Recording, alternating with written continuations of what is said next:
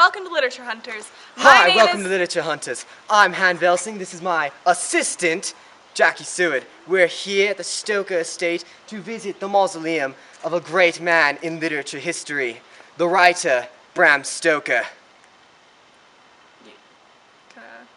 Okay, today we're here at the Stoker estate. We're going to be talking all about Bram Stoker, his life, Dracula. He wrote 19 novels, if you didn't know. And yeah, we're just... You never let me finish. Not once have you ever let me finish the intro. Not once. I wrote it. Don't I get to finish the bloody intro? Let's just go check out the Crikey! mausoleum, right? Just open the bloody mausoleum. So Stoker died April 20th of 19... Did anybody bring the... Just what the bolt hell cutters? do you think you're doing? May I ask who the bloody hell you are? I'm Bram Stoker. I knew it. I knew it. Are we just going to accept that a man who is supposed to be dead and buried by a couple hundred years is alive? Yeah, you drinking something? Yeah, blood, martini. Bloody martini! He's supposed to be bloody dead! Bloody dead! Dead and buried! He's alive! Okay, calm down. We don't want to, offend him. Interview with him. So, would you by any chance do an interview for Literature Hunters? Of course. Come inside. Oh, perfect. Look what I got. Does anybody else see how bloody crazy this is? Oh my... Crikey! So let's start with talking about your life as a kid. We've learned you were born on November 8th, 1847 to Matilda and Abraham Stoker. Could you maybe tell us a little bit about your family? Yes, I had 6 other siblings, and I was always considered the sickly child. I was sick so often that my mother would tell me stories with supernatural creatures in them. Excuse me. Would you say that your mother telling you these stories sparked your creative flow for writing a story such as Dracula? Well, you could say, but really I didn't have an interest in being an author until much later. How much later would you say? A few years after I took a job writing theatre reviews for the Dublin Evening Mail. Okay, let's backtrack a bit. Where were you before these reviews? Well, I went to Trinity College in Dublin. I got my bachelor's degree in mathematics, and immediately after I got a job as a civil servant in Dublin Castle, where I began writing the reviews. And then you quit your job and moved to London? Yes, 10 years after, my friend Henry Irving, an actor, got me a job as manager for the Lyceum Theatre in London, so I moved there. Alright, now we just have a few more questions for you, mate. Did you ever get married and have children? Yes, I married Florence Balcombe in 1878, and a year after 1879 we had a son, Noel Florence Stoker. Well, that sounds wonderful. What do you... What is it, Wadsworth? He says there's a man at the door.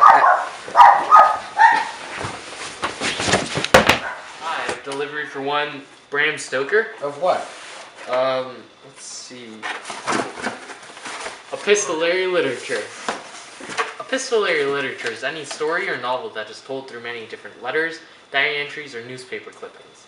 It allows the reader to see the different motivations of the characters and what the characters have learned throughout the story. It tells the situation through many different points and allows the reader to know the situation better. Dracula is a great example of epistolary literature, as it tells the story through the diary entries of Jonathan, Mina, Lucy, and Van Helsing. I would know. I wrote it. Get him, Wadsworth!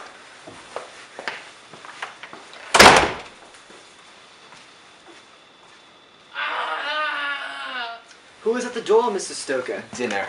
Excuse me? It's a Chinese takeout. It's some insignificant buffoon trying to tell me about my own book.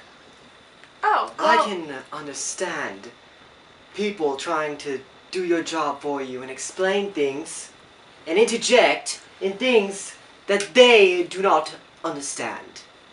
My apologies, Mrs. Stoker. Well, would you like to give us a summary of your book, then? Sure. Okay, so, well, you people are part of the younger generation, so I suppose I should dumb it down in a way more friendly to your Netflix and Tinder lifestyle. Tinder? So this guy named Jonathan Harker travels to Transylvania to help this strange old-looking dude named Dracula buy an estate in England. Harker at first thinks that Dracula is really cool, but then Dracula starts getting kind of creepy, doing things like talking to wolves and trying to bite John's freaking face off when he's cutting himself with a razor. He also lives alone. LOL, what a loser. After being in the castle for a while, John realizes that he's a prisoner.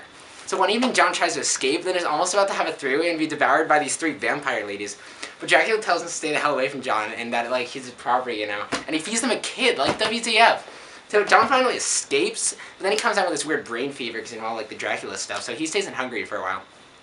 Then in London, Mina is hanging out with Lucy, and she starts to get worried about John, but Lucy doesn't give a rat's ass and only cares about her 3 suitors. She gets 3 marriage proposals. And who will it be? The American Quincy Morris? The doctor, Jack Seward? Or the gentleman, Arthur Holmwood? Congratulations, Arthur. You have been chosen.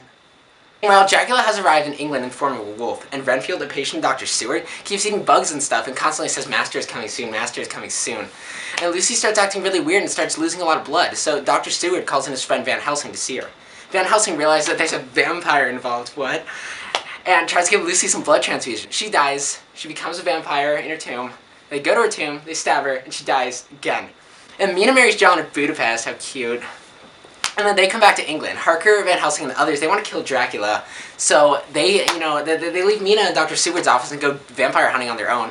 But Renfield, because he's the idiot, lets in Dracula, and Dracula starts drinking Mina's blood. And gentlemen come back in, and they find Dracula force-feeding Mina his blood. And so they have to kill him now, otherwise Mina will turn into a vampire just like Lucy. They all go to Transylvania, where they finally catch up to Dracula and kill him. Mina is saved, and they all live happily ever after. Except Quincy Morris, who gets stabbed and dies. Sucks to be him. That was an interesting Summary. adaptation. Let's just transition to themes. Our partner in crime, Hina Marker, please do something other than that. Thanks, guys. One theme in Dracula is woman's sexuality. One example is, the sweetness has turned to heartless cruelty, and the purity to voluptuous wantonness. The quote emphasizes that Lucy is not a chaste woman, but has rather changed to be completely different. She is not as sweet as before, and is now being described as very sexy or voluptuous. In the story, the ideal Victorian woman is a chaste or pure woman such as Mina. That is represented through her caring and loving characteristics. However, Stoker describes a new type of woman such as Lucy, who flaunts herself and shows her sexual side. Another theme in Dracula is women as homemakers versus women with careers. An example is, she has a man's brain, a brain that a man should have were he much gifted, and a woman's heart. The good God fashioned for her a purpose, believe me, when he made that so good combination. Here, Mina is being described as a very wise and intelligent woman, being that they say that she has the brain of a man. However, she is still sweet and kind, making her an amazing woman in combination of both traits.